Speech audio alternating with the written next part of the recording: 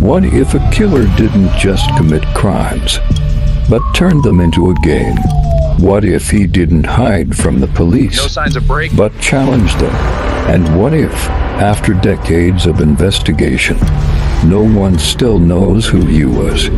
This is the story of one of the most mysterious killers in history, a man who called himself the Zodiac.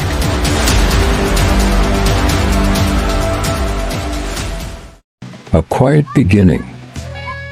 In the late 1960s, life in California was changing. The world was entering a new era. Music, culture, and freedom were redefining society. But behind this transformation, something dark was beginning to emerge.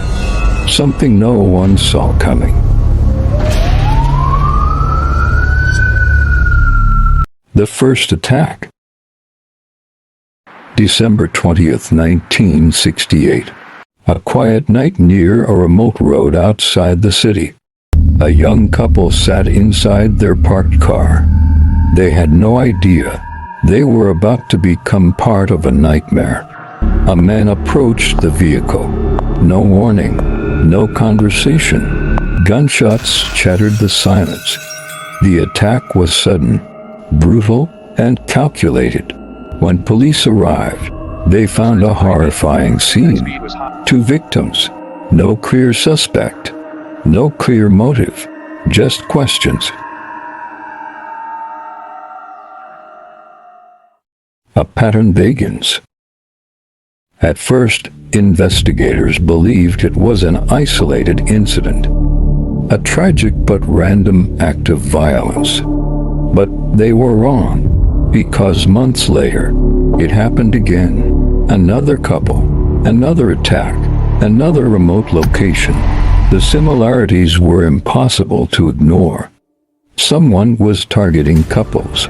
Someone was watching, waiting, and choosing the perfect moment to strike. Fear began to spread.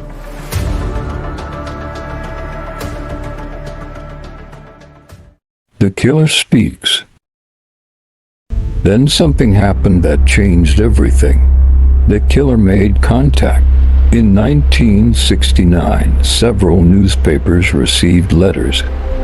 Inside them were chilling messages, confessions, details only the killer could know, and something even more disturbing, coded messages.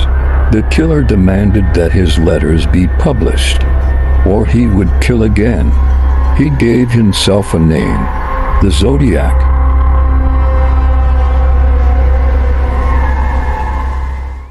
The cipher. The letters included complex coded messages, symbols, patterns, hidden meanings. The killer claimed that the codes contained his identity. Newspapers rushed to publish them. Amateur code breakers and experts tried to solve them. One of the ciphers was eventually cracked, but what it revealed only made things more terrifying. The message spoke about killing and collecting victims, but it did not reveal his name. The mystery deepened.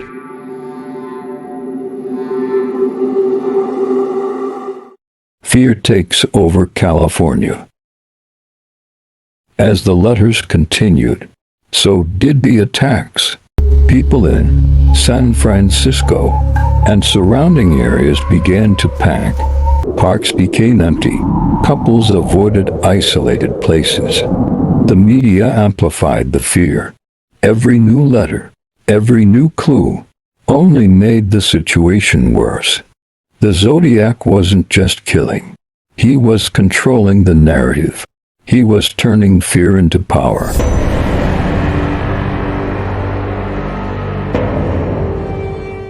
A killer who wanted attention. Unlike most criminals, the Zodiac didn't try to stay hidden. He wanted attention. He wanted to be seen. He wanted to be remembered. His letters became more frequent, more aggressive, more disturbing. He even threatened mass attacks. At one point, he claimed he would target school buses. Parents were terrified. The entire region was on edge.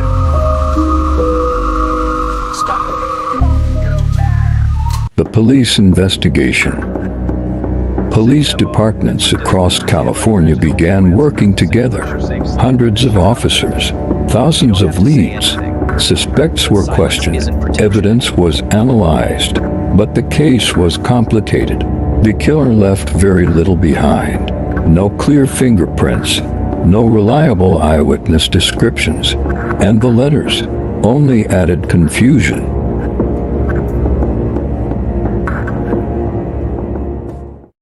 The man in the shadows. Witnesses described the killer differently. Some said he was heavy, others said average. Some described him as calm, others said cold and emotionless. It was as if he could be anyone, and that made him even more dangerous. Because if he could be anyone, he could be anywhere.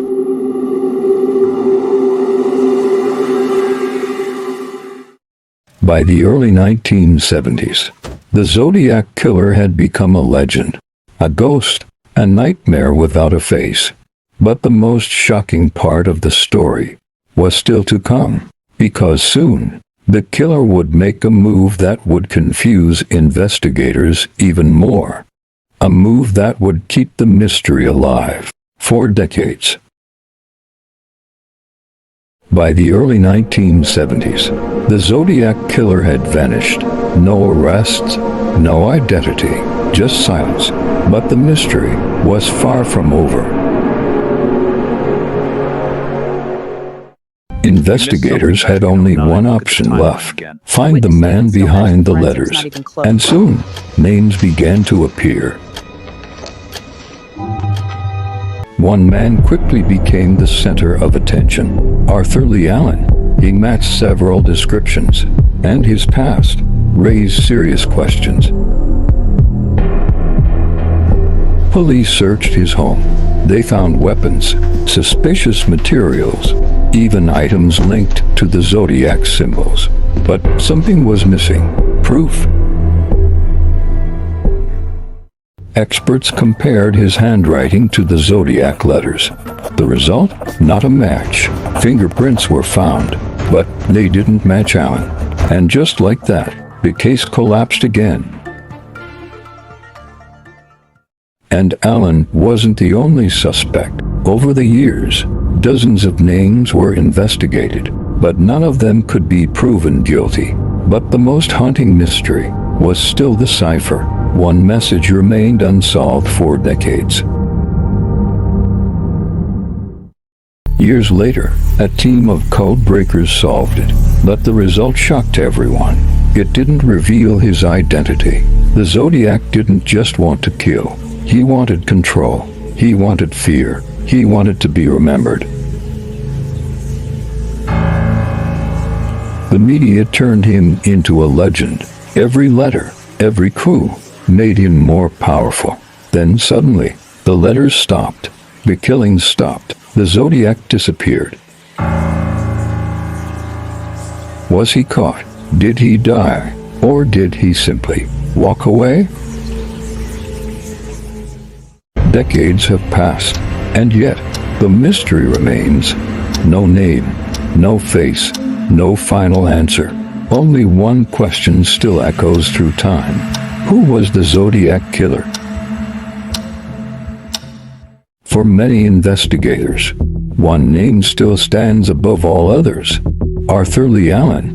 He owned weapons, he made disturbing statements, and some witnesses believe it was him. But even after years of investigation, there was never enough evidence to charge him. Some believe the Zodiac was never just one man, but several, working together.